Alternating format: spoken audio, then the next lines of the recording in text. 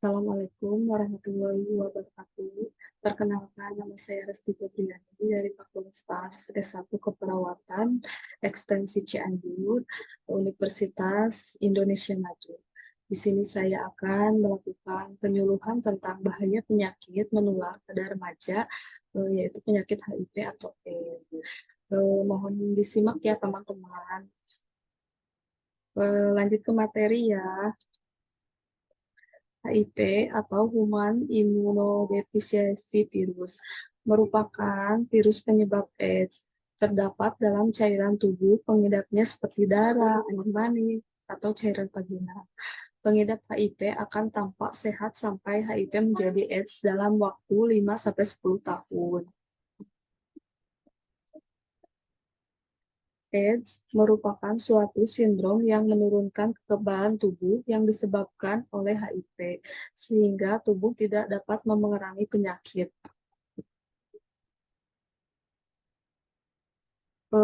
Tipe viralnya ya cara penularannya yaitu hubungan seks vaginal, oral, dan anal, darah atau produk darah yang terinfeksi, penggunaan jarum suntik yang bergantian, penularan dari ibu ke bayi saat mengandung, melahirkan maupun menyusui. Prinsip penularan atau ESET. Gejalanya itu tidak ada gejala pada saat interaksi pertama kali. Gejala awal seperti flu, demam, kehilangan nafsu makan, berat badan menurun, lemah, dan pembekakan saluran getah bening menghilang setelah seminggu sampai 1 bulan.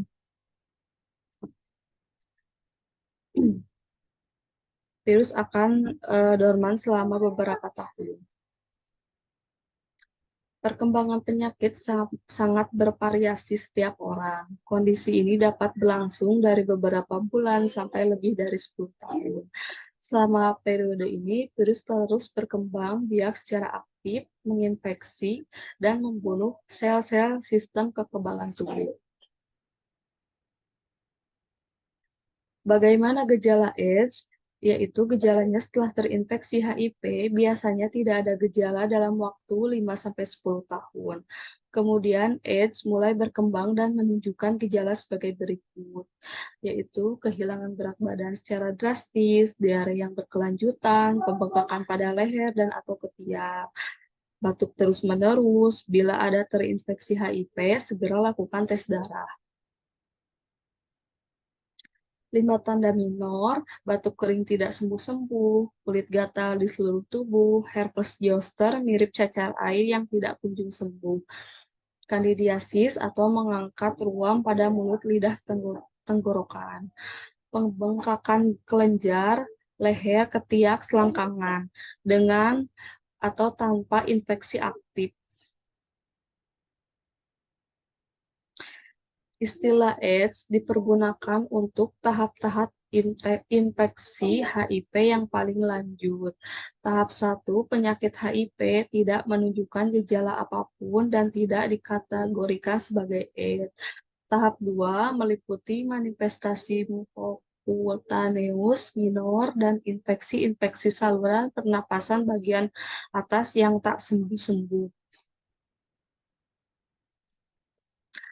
Tahap ketiga meliputi diare kronis yang tidak jelas penyebabnya yang berlangsung lebih dari 1 bulan, infeksi bakteri yang parah, dan TBC paru.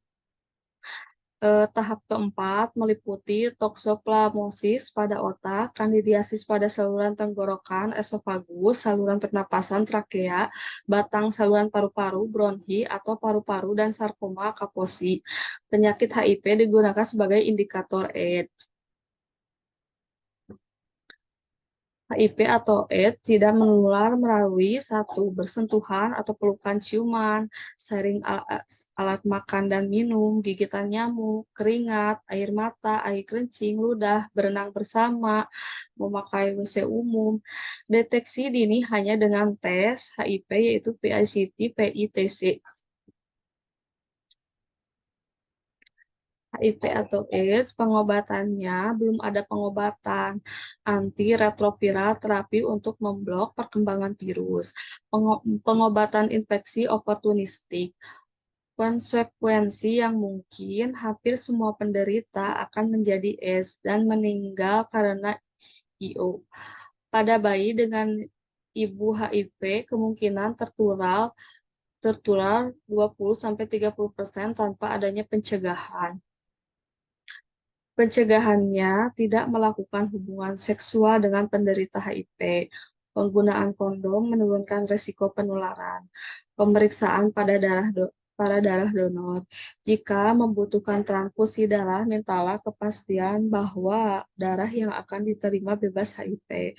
Gunakan alat suntik sekali pakai, hindari mabuk-mabukan dan narkotik yang Anda lupa diri. Lanjut. Pencegahan HIV yaitu abstinence, be faithful, kondom, no drug, dan education. Program HIV/AIDS yang pertama komunikasi, informasi, dan edukasi atau KIE. Tindakan pencegahan, testing, dan konseling, pengobatan, pelayanan, dan perawatan. Tujuannya yaitu melaksanakan pendidikan dan memberikan informasi yang tepat dan benar tentang HIV atau AIDS kepada masyarakat luas agar dapat mengembangkan sikap dan perilaku positif untuk melindungi dirinya dan orang lain dari penularan HIV. Mengembangkan jiwa semangat saling membantu dan non-diskriminasi terhadap para pengidap HIV atau penderita AIDS, serta lingkungan yang terdekat, istri atau suami, keluarga, teman bekerja, dan sepergaulan. Memberikan penjelasan luas tentang kebijaksanaan dan strategi nasional, penanggulangan HIV atau AIDS di Indonesia, serta pelaksanaannya sesuai situasi dan kondisi setempat.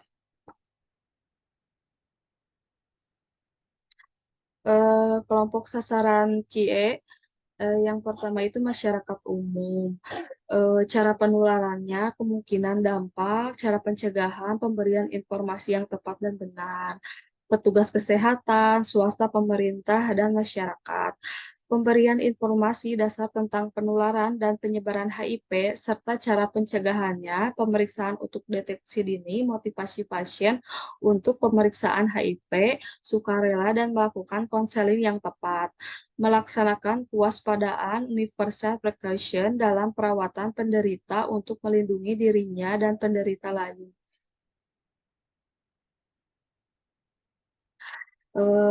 Kemudian perolangan dan lembaga-lembaga.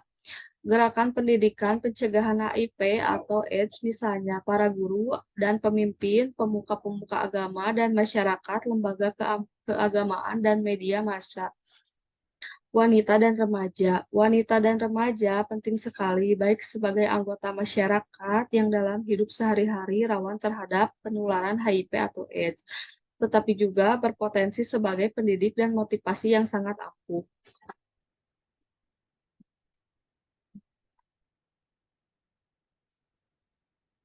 Orang beresiko tinggi, orang-orang yang pekerjaannya atau gaya hidupnya menyebabkan mereka menghadapi kemungkinan resiko lebih tinggi untuk ketularan dan menularkan HIV, seperti misalnya para tunasusila, pasangan dari suami istrinya, pecandu narkotika, suntikan, dan orang-orang tertentu yang karena pekerjaannya menyebabkan dia terpisah dari keluarga untuk waktu yang lama dan melibatkan diri dalam hubungan seksual dengan pasangan sementara. Penderita HIV dan AIDS diberi pengetahuan tentang hidup dengan penyakitnya dan cara-cara untuk mencegah penularan kepada orang lain. Tindakan pencegahannya tujuannya menjamin tersedianya peralatan, pelayanan, informasi, dan dukungan untuk setiap orang yang ingin melindungi dirinya dan orang lain terhadap penularan HIV. Testing dan konseling HIV, PICT, tes secara sukarela yang diawali dengan konseling mengenai HIV atau AIDS.